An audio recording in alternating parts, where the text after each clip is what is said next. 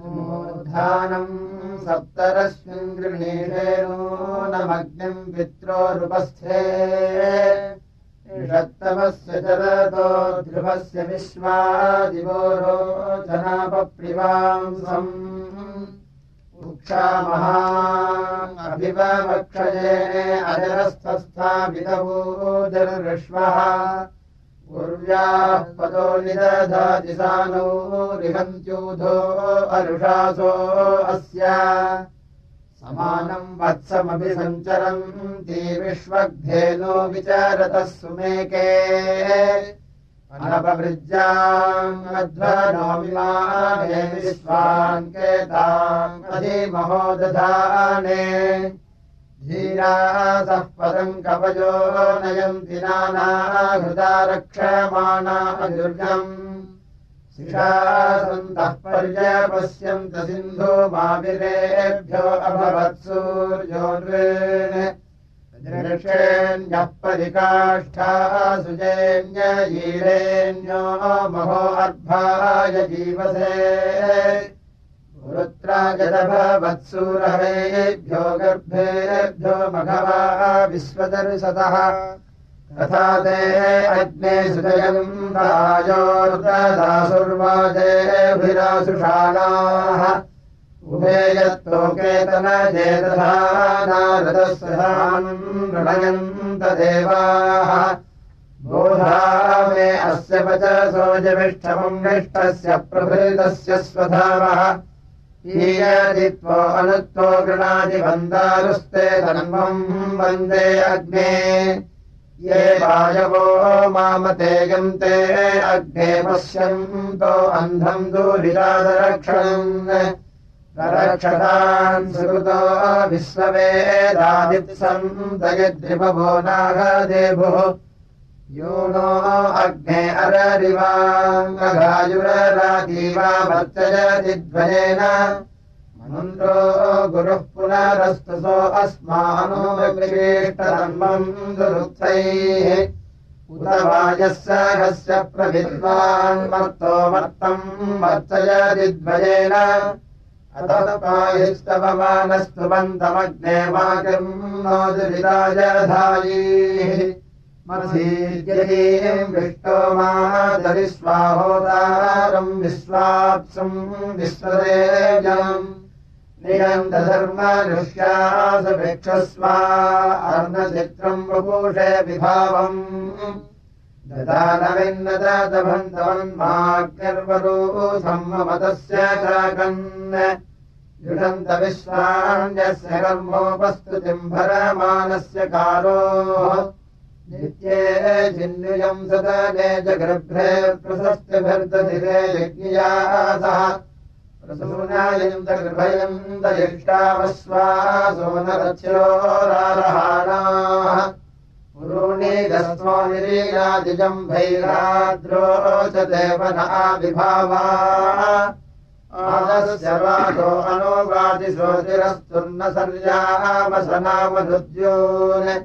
नयम् विपभो नरेषण्यभो गर्भे सन्तम् रेषणारेषयन्ति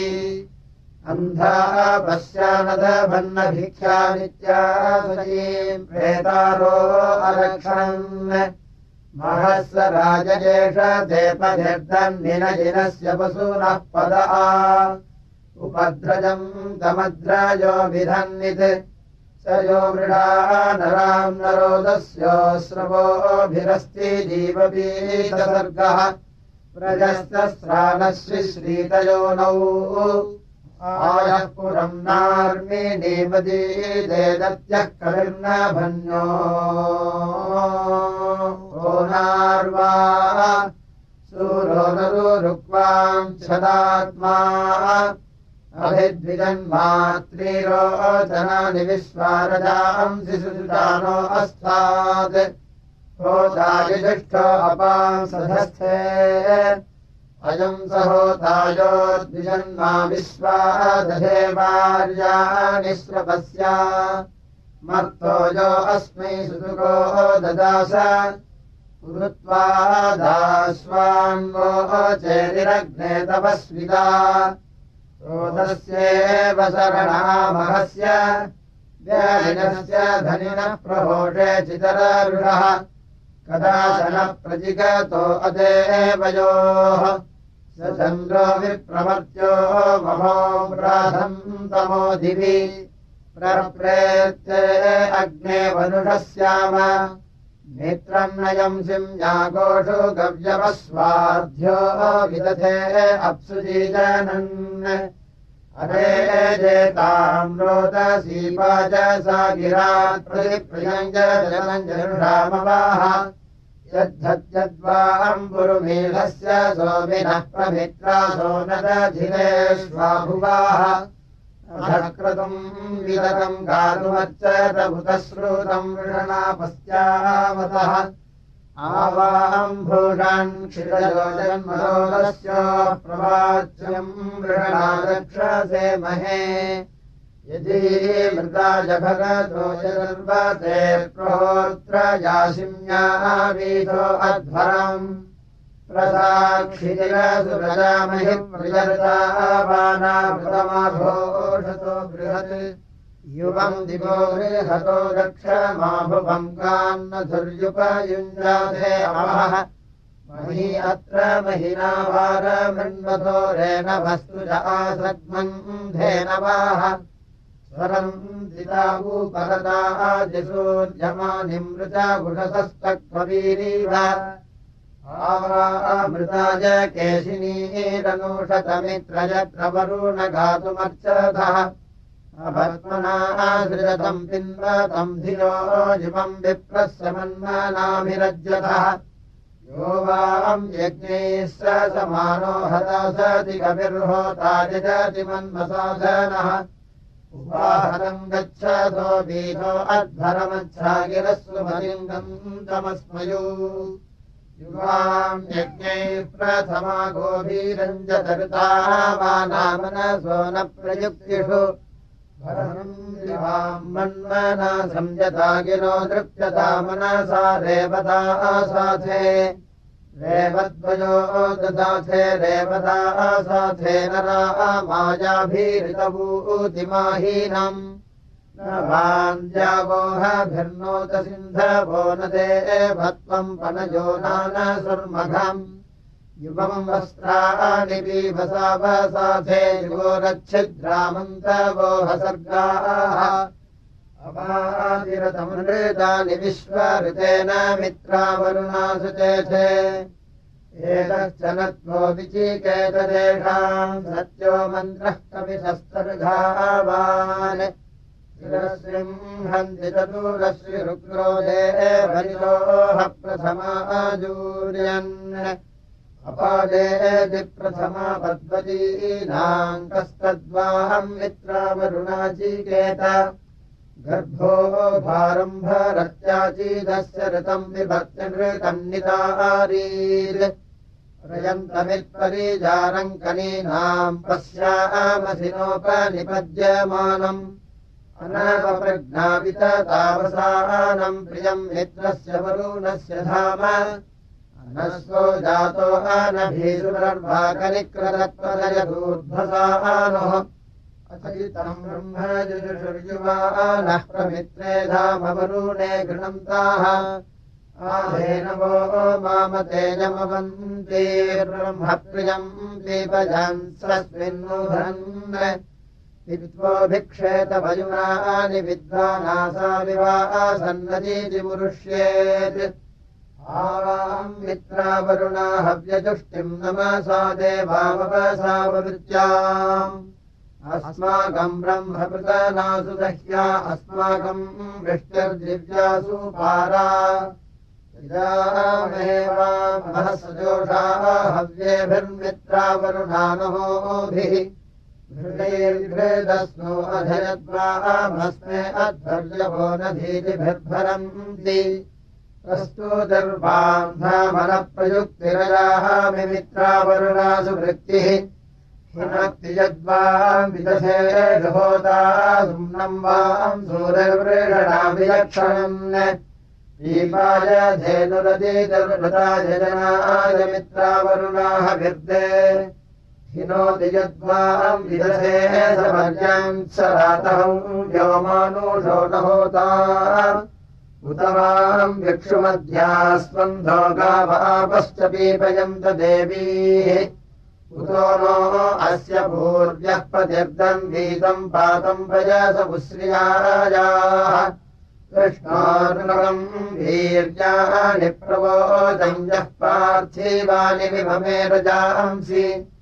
यो अस्कभाजदुत्तरम् सधस्थम् विचक्रमाणस्त्रेदोरुगायः तदकृष्णस्तवते वीर्येण मृगो न भीमः कूचरोगीरिष्ठाः यस्योरुषु त्रिषु विक्रमणेष्वधिक्षियन्ति भुवनानि विश्वाः प्रविष्णवे सूषमे तुमन्वगिरिक्षित गुरुगाजाय वृष्णे यजिरम् दीर्घम् प्रजातम् सधस्थमेको विमये त्रिभिरुत्पदेभिः यस्य त्रिपूर्णामधूना पदान्यक्षीयमाना स्वधया वदन्ति यवत्रिधातु पृथिवीमुदद्यामेको दाधारभुवनानि विश्वाः तदस्य प्रियमभिपातो अस्याम् नरो यत्र देवयवो वदन्ति गुरुक्रमस्य हि बन्धुरिच्छा विष्णोः पदे परमे मध्वमुत्साह सा भाम् वास्तोऽन्यश्वसिकमध्ये यत्र गावो भूरि शृङ्गा अयासाः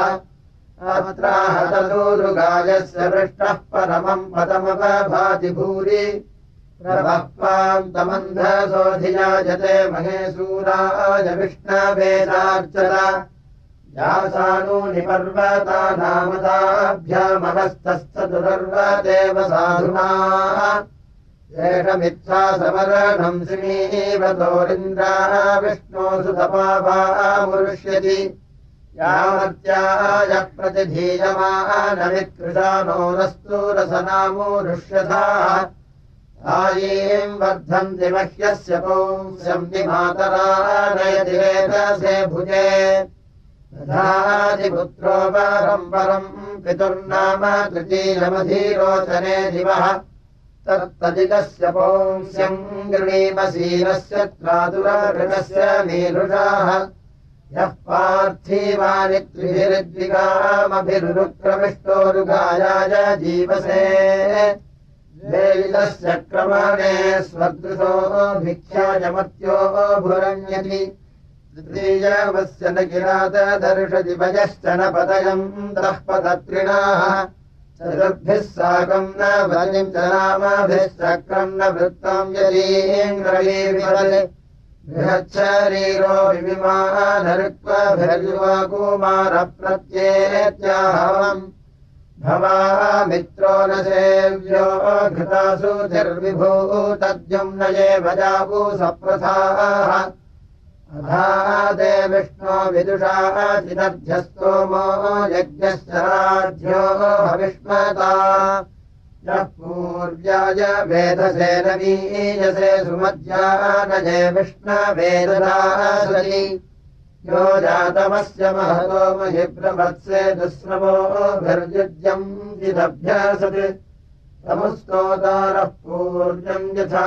वितरितस्य गर्भम् जनुषा विवर्तन आस्य जानन्तो नाम चिद्विवर्तनमहस्ते विष्णो सुमतिम् भजामहे तमस्य राजावरुणस्तमस्विना कृतम् सचन्तमारुतस्य वेधसाः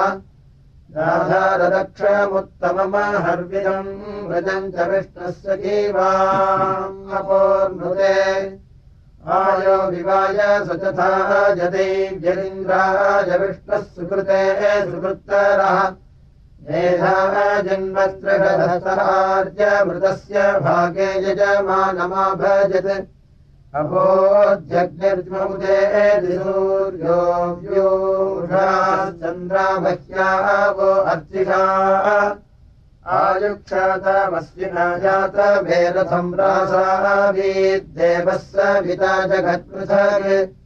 यद्युञ्जाते वृषणमश्विनारसनम् घृतेन नो मधूना क्षत्रमुक्षतनम् अस्माकम् ब्रह्मकृतनासु जिन्वतम् भजम् धनासूरसाता भजेमहि अर्वाङ्क्रीचक्रो मधुवाह नो रथो जीरास्वो अश्विनोर्यातु सुष्टूतः बन्धुरो मघवा विश्वसौभगस्सन्नावक्षद्विपदे चतुष्पदे आनवोर्जम् वहतमश्विना युगम् मधुमत्या नः कसजामि वीक्षतम् राजस्थानिष्टन्नीरवाम् वृक्षतम् सेनो भवतम् सजाभुवा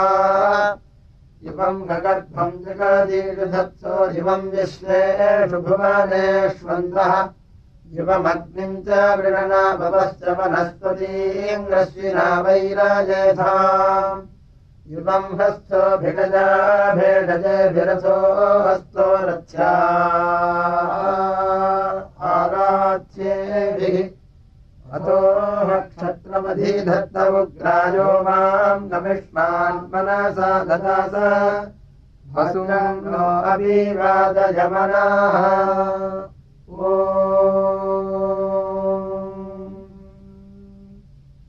हरि ॐ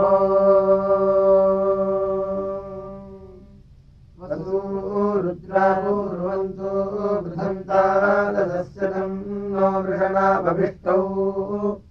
दस्राहयद्वेक औषत्यो वाम् प्रयस्तस्राते अगवाभिरूति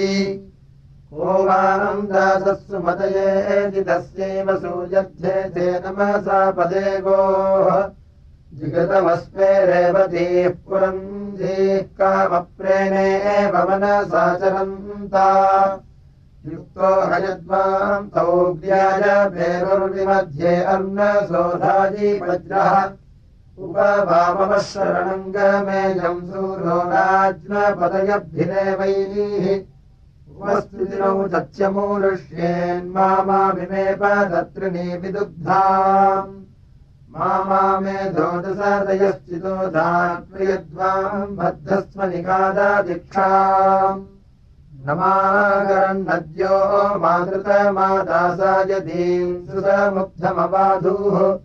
शिरो यदस्यत्रैतनोऽभितक्षः स्वयम् दासगुरो अंसावविग्ध दीर्घतमामथेजो जुर्वान्तसमे युगे अपामर्थम् यतीनाम् ब्रह्मा भवति सारथिः प्रद्यावा यज्ञैः पृथिवीर्ता वृथा महीस्तोणे वितथेन प्रचेतसा देवेभिर्ये देवपुत्रे सुतम् सेत्था धिया वार्याणि प्रभूषतः पुरवन्ये पितुरद्रुहो मनो मातुर्महिस्वतपस्तद्धवीमभिः सुरेतसा पितरा भूमचक्रसुरुप्रजाया अमृतम् बलीमभिः ते सूनवस्कपासः सुतम् स सोमही जज्ञर्मातरा पूर्वजित्तये स्थातुश्च सत्यम् जगतश्च धर्माणि पुत्रस्य पाथः पतमद्वाजाविनः ते मालिनो ममिरे सुप्रचेतसो जामीसयोनी मिथुना समोकसा नव्यम् तन्तुमातन्वते दिविसा मुद्रे अन्तः कवयः सुदीतयाः तद्राधो अद्य स विदुर्वरेण्यम् भयम् देवस्य प्रसवेवानामहे अस्मभ्यम् यावा पृथिवी सुचेतुना रजम् दत्तम् वसुमन्तम् सदग्निनम् ते हिद्यावा पृथिवी विश्वसम्भुवऋतावरीरजसोधारयत्कवि सृजन्मानि धिषणे अन्तरीयते देवो देवी धर्मनासूर्यसृजिः उरव्य च सा महिनी असश्चता पिता माता च भुवनानि रक्षतः श्रीकृष्णमेव पुष्ये येन रोदसी पिता यत्सीमभिरूपैरवासयत् सवर्ण्यः पुत्रः पित्रोः पवित्रवान् पुनातिधीरो भुवनानि मायया धेनुम् च कृष्णम् ऋषभम् सुमेधसम् विश्वाः शुक्रम् वयो अस्य दुक्षत अयम् देवानामपसामपस्तमोजो जजानरोदसी विश्वसम्भुवा दियो ममेरुजसी सुक्रतूजजाजलेभिस्कम्भरेभिः समानुजे तेनो गृणाने महिने महिश्रवाः क्षत्रम् वा पृथिवीदासतो बृहत् येनाभिवृष्टिस्ततनाम विश्वः भरायमोजो अस्मे रविन्वरम् किं श्रेष्ठः किं यविष्ठो न आजगन्तिमीयते दूत्या अङ्कज्यदूतिवा न निन्द्यमजमसंयो महाग्लोग्ने भ्रातर्दृढयद्भूतिमोदिमा एकम् चमसञ्चतुरः कृणोत न तद्वो देवा अब्रुवन्दद्भागवम् सौधन्वनायद्येवाकरिष्यत साकम् देवैर्यज्ञियासो भविष्यत अग्निम् दूतम् प्रति यदब्रवीतः स्वः कर्त्वो रथ बुधेः कर्त्वाः येनुः कर्त्वा युवसा कर्त्वा द्वाराणि भ्रातरनुवः कृत्येवासि चक्रवाम् सर्ववस्तदा पृच्छतकेन भूत्यस्य दूतो न आजगन् यदा वाक्यश्चमसाम् चतुरः कृतानादित्वष्टाज्ञाः सन्तर्ण्यानये हनामैनाग्निर्त्वष्टादिनब्रवीच्चमसञ्जेते पपानमनिन्द्रिषु अन्यानामानि कृण्वते सुते सचाम् अन्यैरेणाम् कन्या आनामभिस्फुरत् इन्द्रो हरियुजे अस्ति नारदसम्बृहस्पतिर्विश्वरूपामुपाजत ऋभुर्विद्भावाजो देवाङ्गच्छतस्रवसो यज्ञम् भागमेतन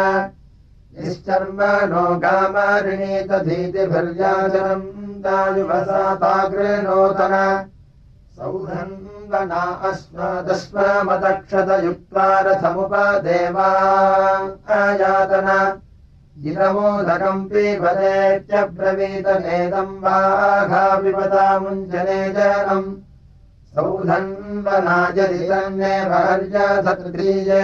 घासवने मादयाध्वै आपो भूजिष्ठादित्येको अब्रवीदग्निर्भूजिष्ठयित्यन्यो अब्रवीत् वदर्यन्तीम् बहुभ्यः प्रेको अब्रवीदृतावदन्तश्च मसाङ्गविंसत श्रोणामेकाबुधकम् गामवाजति मांसमेकः पिंसति सूनयाभृतम् आयमृजस्य कृतेको अपाहरत्यंसित्पुत्रेभ्यः पितरा उपावतुः उद्वत्स्वस्मागृणोतनातृणम् विवत्स्वस्य पश्यया नरः अगोह्यस्य यदसस्तन गृहे तदद्येतमृभवो नानुगच्छथ सम्मील्य यद्भुवनावर्यसस्वदत्पस्वित्तात्या पितरा वासतुः असपदयः करस्रम् बाधलेयः प्राब्रवीत् प्रोदस्मा अब्रवीतन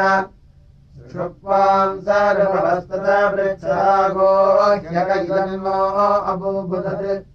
स्वानम् वस्तो बोधयितारमब्रवीत् संवत्सर इदमद्याप्यक्षित दिवायादिमरुतो भूम्याग्निरयम् वातो अन्तरिक्षेण याति अद्भिर्यादिवरुणः समुद्रैर्युष्मान् इच्छन्दः समसो न पादः मानो मित्रो वरुणो अर्यमाजुरिन्द्रर्भुक्षा मरुतः परिख्यन् यद्वाजिनो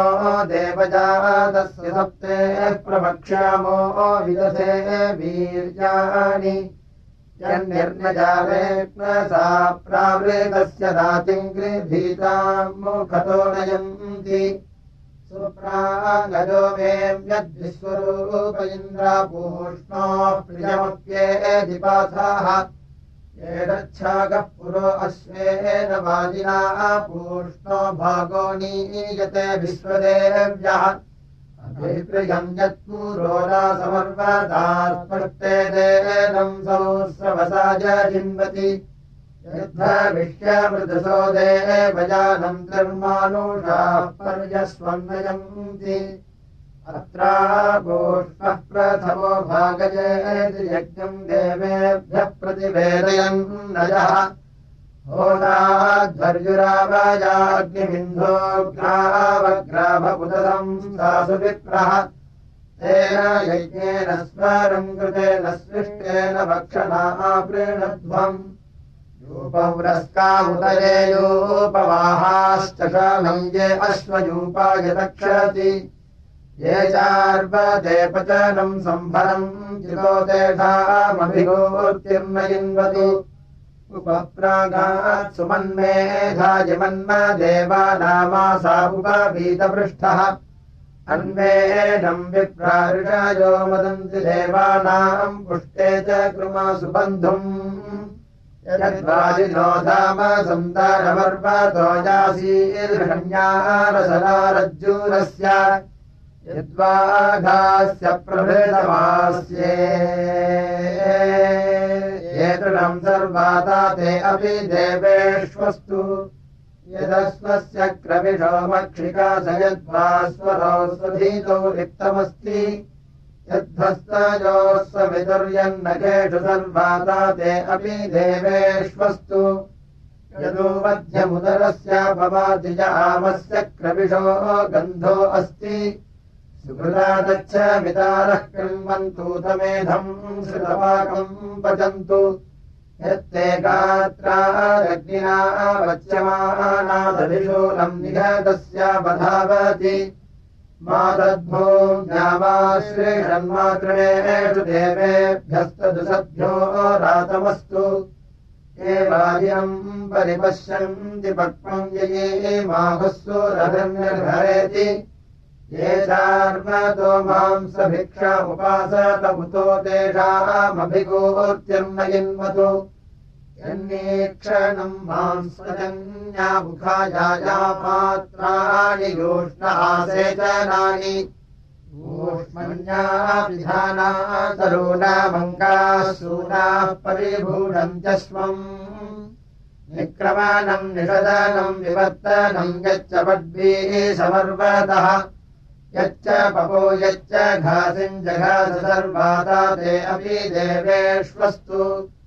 माध्वाग्निध्वनयैर्धूमगन्धिर्मोघाभ्राजम् च इष्टम् वीतमभिगोर्तम् वषत्कृतम् तम् देवासः प्रतिगृह्णम् च स्वम् यदस्वायवास उपसृणम् च धीवासम् याहिरण्यान्यस्मै सन्दानमर्वन्तम् पड्वीशम् प्रिया देवेष्वायामयन्ति यदिते सा देवहसा सुकृतस्य पाष्ण्या भाकसजावातुतोद सृजेवता हविषो अध्वरेषु सर्वाता ते ब्रह्मणा सूदयामि चतुस्त्रिंशद्वाजिनो देवबन्धोर्मङ्घ्रीरस्वस्य स्वधीतिः समेति अच्छिद्रागात्रा भजिना ऋणोदपरस्परुरनुभुष्याभिसस्ता एकस्पष्टुरस्वस्यामि सस्ताद्वायन्तारा भवतस्तथा ऋतुः या ते गात्राणामृथुधा गृणोमिता विन्दानाम् प्रजोहोम् जग्नौ मा त्वा तमत्प्रिय आत्मा प्रियन्तम् मा स्वधीतिस्तन्वा आदिष्टिमत्ते मादे गद्भुरविधस्तादिगागच्छिद्रागात्राण्यसिनामिथूगः न मावूजेतम् व्रीयसे नरिष्यसि देवा इदेषि पतिभिः सुखेभिः अधीते युञ्जापृषाति अभूतामुपास्ताद्वाजी धुरिरासभस्य द्रव्यम् नो वाजीश्वस्यम् पुंसः पुत्राम् उत विश्वापुषम् रयिम् अनागास्त्वम् नो अदीतिः कृणोतु क्षत्रम् नो अश्वो वनताम् अभिष्माने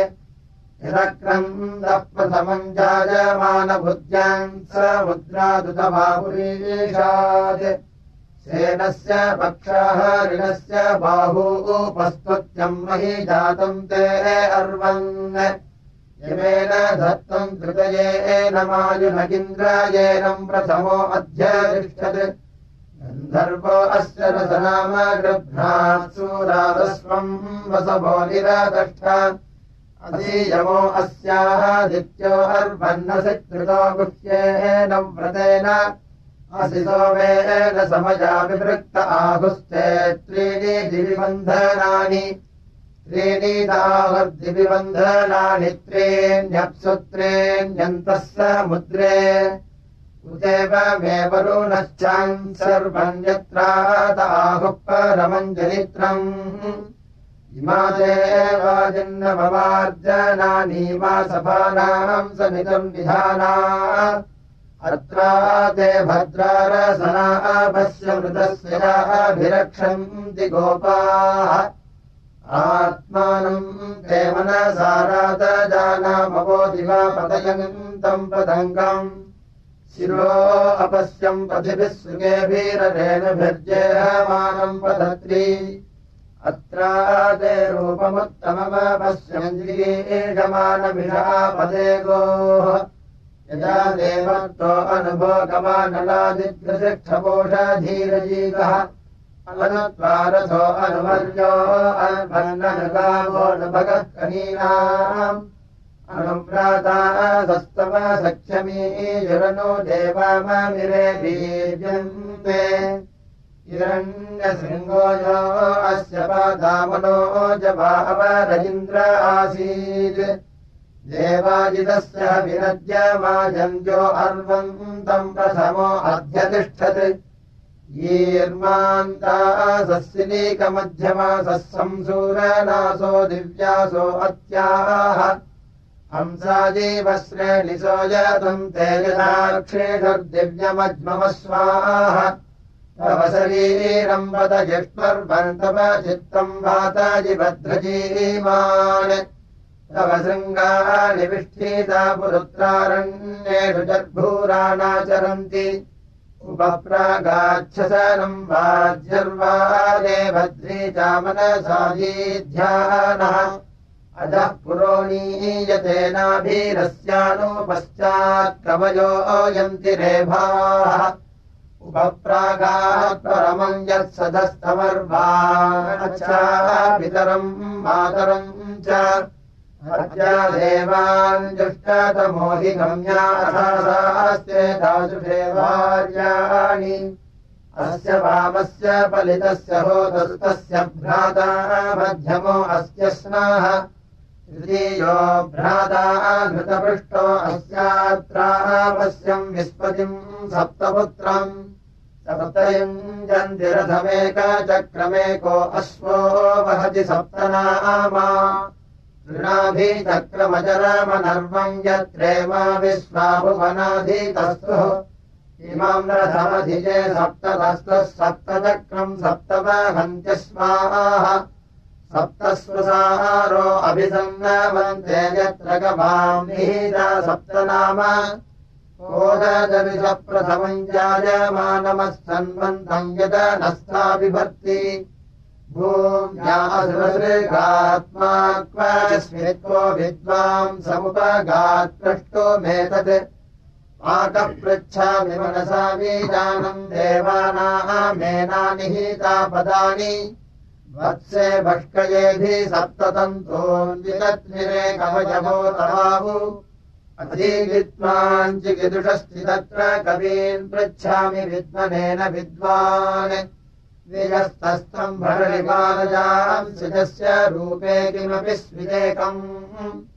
इगब्रवीद्विजयी मङ्गवेदास्य वामस्य निहितम् पदम् वेः शीर्ष्णः क्षीरम् दुह्रते गावो अस्य बभ्रिम् वसानामुदकम् पदापुः माता पितरमृता बभाजधीर्जग्रे मनसा संविजग्मे साभीभत्सर्गर्भरसानि विद्धानमस्वन्तजिदूपवाकमीयुः युक्ता मातासीद्धुरिदक्षिणाया अतिष्ठद्गर्भो वृजनेष्वन्तः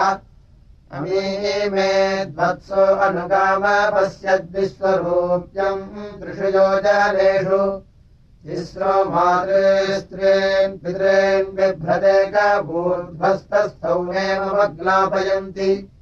मन्त्रयन्ते दिवो अमुष्य पृष्ठे विश्वविदम् वाचमविश्वमिन्वाम् द्वादशानम् नहि तज्जराजवर्वर्ति चक्रम् परिज्यामृतस्य आपुत्रा अग्ने मिथुनासो अत्र सप्तशतानि विंशतिश्च तस्सुः पञ्चपादम् पितरम् द्वादशाकृतिम् दिवाहुः परे अर्धे पुरीषिणम् अचेमे अन्य उपरे विदक्षणम् सप्तचक्रेशलराहुरर्पीतम् पञ्चारे चक्रे परिवर्तमाने तस्मिन्नातस्थुर्भुवनानि विश्वाः तस्य नाक्षस्तप्यते भूरिभारः सनादेवनसीर्यते सनाभिः सनेऽपि चक्रमजरम् विवावृतमुत्तानायाम् दशयुक्ता वहन्ति सूर्यस्य चक्षुरजसैत्यावृतम् तस्मिन्नार्पिता भुवनानि विश्वाः साकञ्जानाम् सप्तशमाहुरेकजम् षडिज्यमारिषयो देवजाजिति एषामिष्टानि विहितानि धामसस्थात्रेणेदन्ते विकृतानि रूपसः स्त्रियः सतीस्ताम् ओमे पुंसाहुः पश्य दक्षन्नान्न विचेददन्धः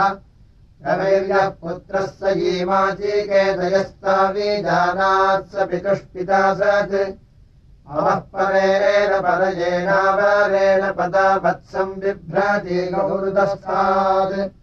सा कद्रीचीकाम् स्विदर्धम् पराघात्वा स्वित्सूतेन हि यूथे अन्तः अवः परेण पितरम् यो अस्यानुवेद परयेणावरेण कवीयमानः कलिह प्रवोचद्देवम् मनः कुतो अधिप्रजातम् ये अर्वाञ्चस्ताम् उपराजाहुर्ये पराञ्चस्ताम् अर्वा च आहुः इन्द्रश्च यागक्रतः सोमतानि धुरानयुक्ता रजसो वहन्ति द्वासु पर्णा सयुजा सखा जासमानम् वृक्षम् परीषस्व जाते तयोरन्यः पित्वलम् स्वाध्वत्तरस्वन्नन्यो अभिजागसीति यत्रासु पर्णा अमृतस्य भागमनिवेशम् विदधा विस्वरन्ति इलो विश्वस्य भुवनस्य गोपाः समाधीरः पाकमत्राविवेश यस्मिन् वृक्षे मध्वतः पर्णानि विशन्ते सुपते चाधिविश्वे तस्येदाहुः पिप्पलम् स्वाद्वग्रे तन्नोन्न सद्यः पितरम् न वेद यद्गायत्रे अधिगायत्र माहीतम् त्रैष्टुभाद्वात्रैष्टुभन्निरदक्षत यद्वाजगज्जगत्याहीतम् पदम् ययुक्तद्विदुस्ते अमृतत्वमानसुः गायत्रेण प्रतिमिमीते अर्कमर्केण सामत्रैष्टुभेन वाकम् वाकेन भागम् द्विपदा चतुष्पदाक्षरेण मिमते सप्तवाणीः जगता सिन्धुम् दिव्यस्तभाजद्रथम् तरे सूर्यम् पर्यपश्यत् गायत्रस्य समिधस्तिस्राभुस्ततो वह्ना प्ररीरिते महित्वा उपक्वये सुदुधाम् धेनुमेताम् सुभस्तो गोधुकुततो हतेनाम् श्रेष्ठम् समम् स वितासा विषन्नोभिद्धो घर्मस्तदृषु प्रवोचम् हिङ्कृण्वतीव सुपत्नीव सूनाम् वत्समिच्छन्ति मनसाभ्यागात् दुरामश्विभ्याम् वयो अग्नेयम् सावर्धताम् महते सौभगाय गौरमी वेदनु वत्सम् विषन्तम् मूर्ध्वानम् हिङ्गकृणोन्मातबाहु श्रुत्वानम् घर्ममभिवावसानामिमातिमायुम् भजते पयोभिः अयम् सतिम् तेजेन गौरभीवृतामिमातिमायुम् धसनावधिश्रिता साधित्यभिर्निः चकारमत्यम् विद्युद्भवन्ती प्रतिवौरिमौहत अनच्छये दुरगातु जीवमेतद्ध्रुवम् मध्यापस्यानाम् जीवो मृतस्य चरति स्वधाभिरमत्यो मत्येः नासयोनिः अपश्यम् गोपामनीपद्यमानमा च पराः च पतिभिः सरन्तम् सद्रीजीर्वसा नावारीमत्ति भुवनेष्वन्तः ययीम् चकारणसो अस्य वेदययीम् ददर्शहिर्हिन्नु तस्मात् समादर्यो नापरीवीतो अन्तर्बाहुः प्रजानिर्वेदिमाविवेश यौर्मे पिता च नितानाभिरत्र बन्धुम् मे माता पृथिवी महीयम् उत्तानयोस्तम्भो ओर्योनिरन्तरत्रा पिता दुहितुर्गर्भमाधात् पृच्छामि त्वा परमन्तम् पृथिव्याः पृच्छामि यत्र भुवनस्य नाभिः पृच्छामि त्वा वृष्णो अश्वस्य नेतः पृच्छामि वाचः परमम् व्योम इयम् वेदिः परो अन्तः पृथिव्या अयम् यज्ञो भुवनस्य नाभिः अयम् सोमो वृष्णो अश्वस्य नेतो ब्रह्मायम् वाचः परमम् व्योम सप्तार्धगर्भा भुवनस्य नेतो विष्णोस्तिष्ठन्ति प्रतिशाविधर्मणि ते धीतिभिर्मनसा देवी पश्चितः परिभुवः परिभवन्ति विश्वताः न विजानामि यदि भेदमस्मि निन्यः सन्नद्धो मनसा चरामि यदामागम् प्रथमजा ऋतस्यादिद्वाचो अश्नुवे भागमस्याः अपाङ्गेति स्वधया गृभीतो मर्त्यो मत्येः नासयोनिः तास्वम् दाविषूचीनाः वियन्तान्या अन्यम् चैक्यर्नरिचैक्युरन्यम् ऋचो अक्षरे परमे व्यो मन्यस्मिन् देवाधिविश्वे निषेदुः यस्तन्न वेद किमृचा करिष्यति यत्तद्विदुस्त इमे समासते सूर्यवसाद्भगवतीः भूया अथो वयम् भगवन्तः स्याम अद्भिर्णमग्ने विश्वदानीम् पिबसुधमुपयमाचरन्ति गौरीर्मे माञ्जसलिलानि दक्षत्येकपदी द्विपदी सा चतुष्पदी अष्टापदी नवपदी बभूवुषी सहस्राक्षरा परमे व्योमन् तस्याः समुद्रा अधिविक्षरन्ति तेन जीवन्ति प्रतिशश्चतस्रः ततः अक्षरत्यक्षरम् तद्विश्वमुपजीवति शकमयम् धूममारादपस्यम् विषुवता परजेनावरेण उक्षाणम् कृष्णीमभजन्त वीरास्तानि धर्माणि प्रथमान्यासन् प्रजः केचिन ऋतुधा विदक्षते संवत्सरेव पतयेकयेषाम् विश्वमेको अभिदष्टे सचीभिर्ध्रादिरेकस्य ददृशेन रूपम् चत्वारिवात्परिमिता पदानितानि विदुर्ब्राह्मणायेव भीषिणाः गुहात्रीनि निहितारेऽङ्गयन्ति तुरीयम् वाचो मानुष्या वदन्ति इन्द्रम् मित्रम् वरुणमग्निमाधुरथो दिव्यस्व सुपर्णो गरुत्मान् एकम् सद्विप्रा बहुधा वदन्त्यग्निम् जमम् मातरिष्वानमाहुः